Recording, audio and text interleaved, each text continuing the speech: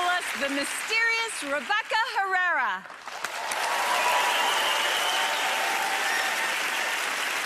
True story.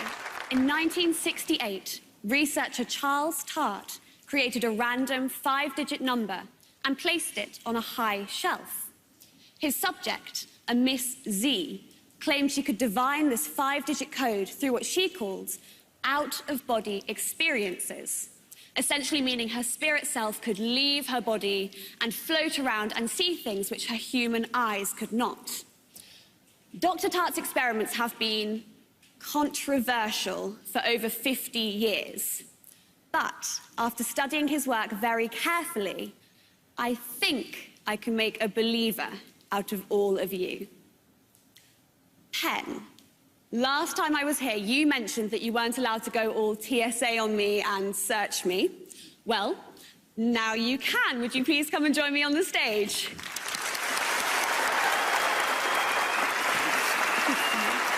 Now, this is a metal detector. You may take it. The kind used to search people for objects they shouldn't have on them. In this case, radio receivers or other ways to cheat at magic. Please test it out. You can test it out on yourself, first of all, if you have any metal. And please check these blocks in this rack. Make sure there's nothing hidden inside them. Smooth. Under control. Please satisfy yourself that there is nothing concealed on my body.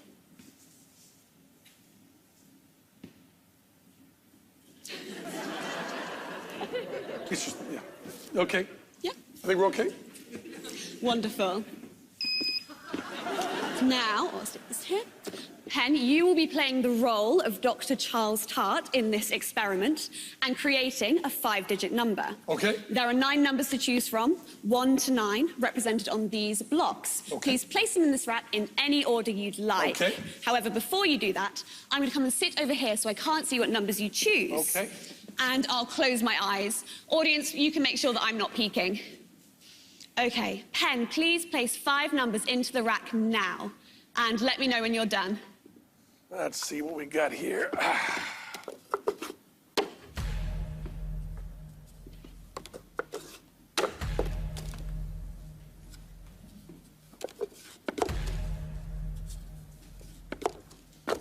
One last one here.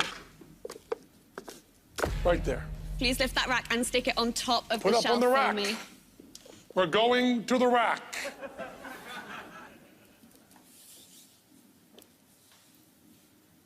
And there it is. Wonderful, okay. On the rack. And if you haven't already, can you please flip that so that the numbers are facing the ceiling? Numbers facing the ceiling. And then come and stand behind me. And I will come and stand behind you. I am Dr. Researcher. To this day, it has never been proven exactly how this experiment was done, but it might have gone a little bit like this. Now, if I go into a trance, I will lose control of my physical self. So, Penn, if you wouldn't mind, could you please put your hands on my shoulders to stop me from falling? I will. Thank you.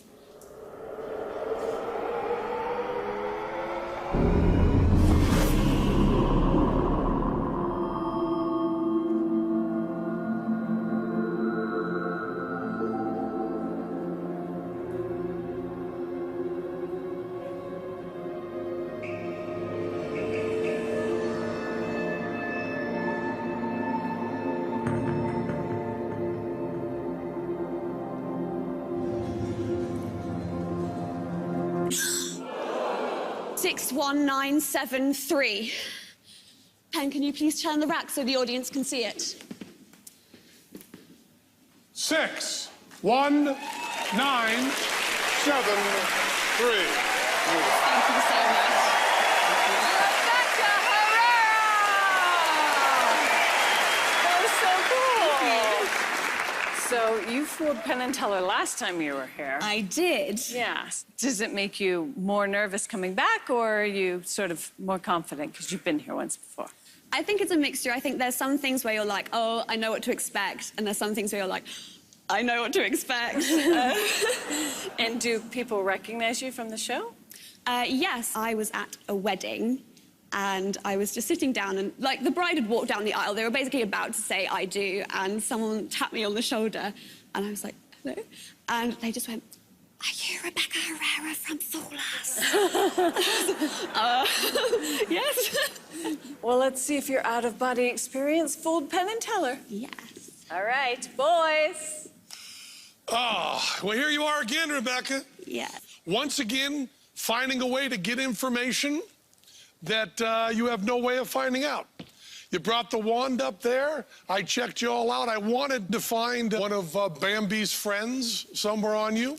We thought maybe in your shoes. I didn't check there enough. Last time, you had something that gave you the information that no one else could experience. You got the information in a very personal, individual way. Nobody, anybody, could have any idea what the information was that you got. But this time, you decided you'd go a whole different way. And you decided to hide in plain sight. Because what you experienced, to give you the information of what was up on that board, everyone in this room and everyone watching at home experienced. We think everybody had the information, only you could read it. It's like calling someone's name in a crowded room, only they hear it. So we think it's possible that the first time you went personal, and this time you went universal. And Teller doesn't care if we're wrong on this because he loved the act. But I think you didn't get us because I think it was right out there. And I think you know what we're talking about this time. So maybe one fool is enough for you for now. I think you do know what I'm talking about. Yeah. So, yeah. Thank you very